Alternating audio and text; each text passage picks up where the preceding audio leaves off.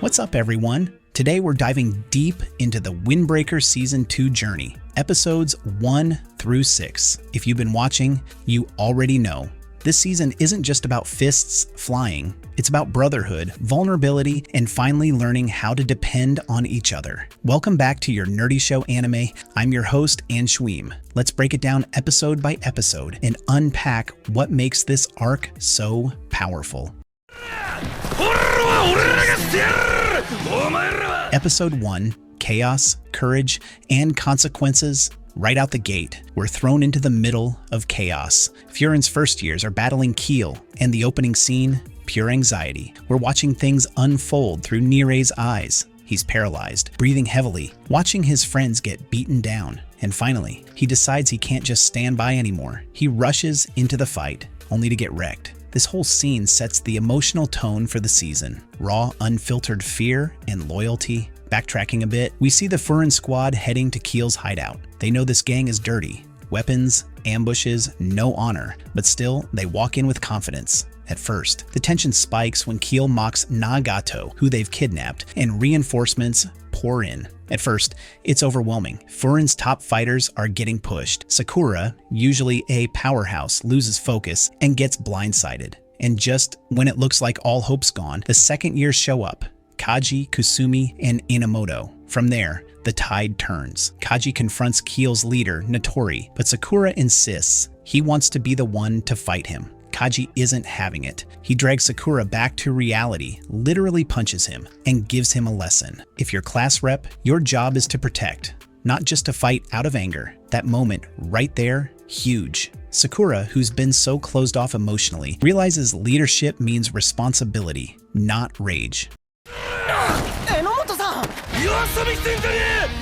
Episode 2, Focus, Fury, and Finding Control. Now with backup and refocused energy, the Furin crew begins dominating. Kaji takes on Natori, and Sakura, having learned his lesson, channels his power with new clarity. He wipes the floor with Kondo and supports his classmates instead of going off on his own. Everyone steps up. Sugishita, Tsugura, and Kiryu all turn the fight in Furin's favor. It's like the team finally clicks. But there's one person struggling, Suwu. He's consumed by rage, completely demolishing his opponent without mercy. Sakura steps in again, stopping his punch, and basically tells him that's not who we are. You see the parallel? Sakura is repeating Kaji's words, showing how quickly he's growing into his role as a leader. Meanwhile, Natori taunts Kaji, saying they're the same, just violent guys at heart. But Kaji flips it on him. Yeah, he used to lose control, but it was Hiragi and Furin who helped him find direction. He fights hard, but doesn't go too far. In that moment, that's the victory. Not just beating Natori, but refusing to become him. The episode closes with Anzai waking up, learning they won,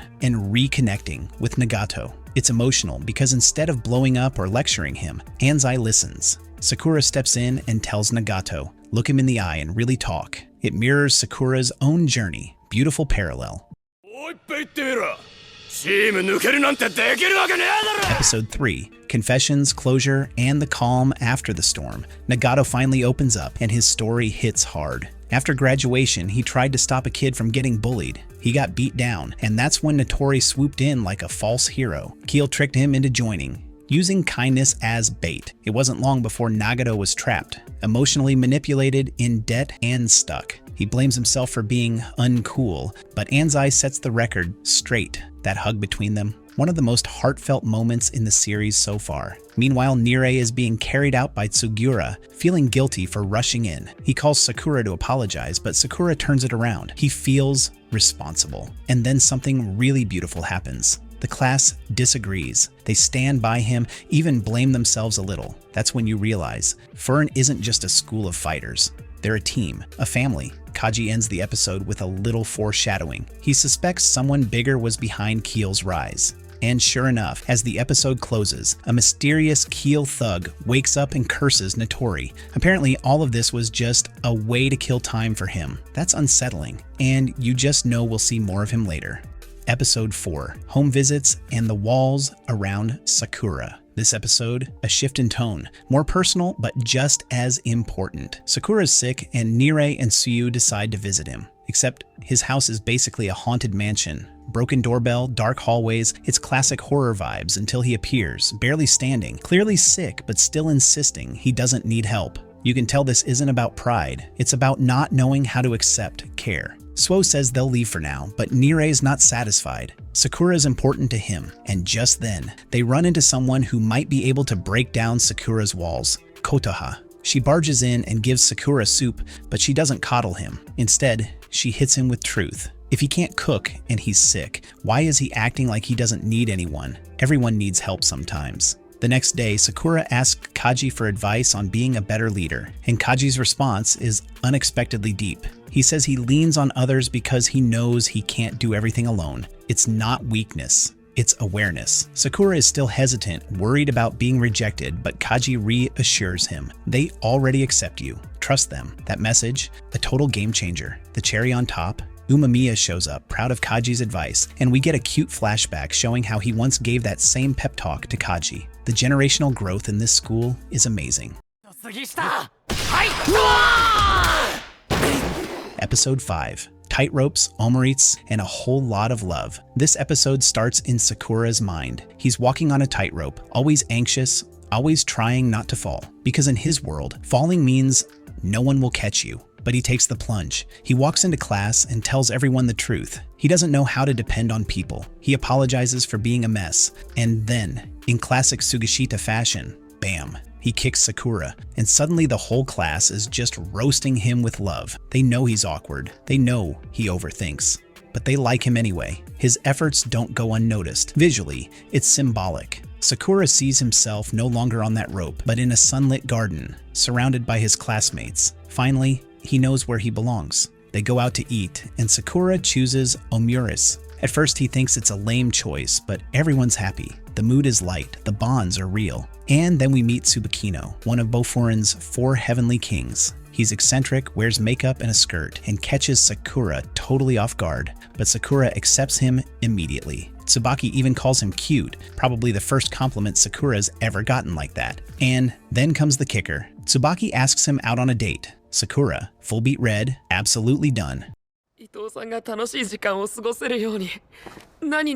Episode 6, Love, Identity, and a Legacy of Kindness. Turns out that date was actually a trip to visit an old man grieving the loss of his wife. Tsubaki brings Sakura, Nirei, and Suiyu to cheer him up. At first, the old man seems okay, too okay. But then, as they spend time together, deeper emotions come out. The couple used to love dressing up, and he shares how unsure he was if his wife ever really loved him. Tsubaki later opens up to the boys, sharing why this visit matters. As a kid, he loved pretty things, but couldn't say it. He met the elderly couple by chance, and they were the first people who told him it was okay to be himself. The wife gave him lipstick. The husband told him he looked beautiful. It's a stunning story of acceptance, identity, and love. When Sakura tells the old man that his wife looked at him the way Tsubaki looks at Umamiya, it hits hard. The man breaks down, realizing she did love him. And the symbolism? That flowering dogwood tree in their photo. It means, do you think I don't love you? It was her silent way of saying she did. This episode ties everything together. Identity,